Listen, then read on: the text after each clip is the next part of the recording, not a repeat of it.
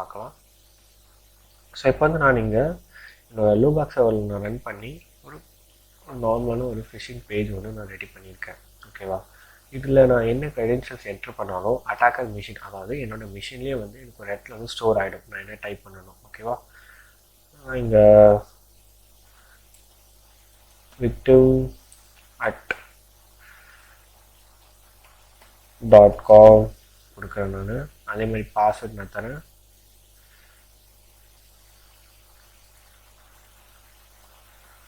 Test okay, password வந்து test attack தான் நான் தரேன். ஸோ பார்த்தீங்கன்னா உங்களுக்கு வந்து நல்லாயிருக்கும். ஓகே, நான் லாகின் பண்ணுறேன்.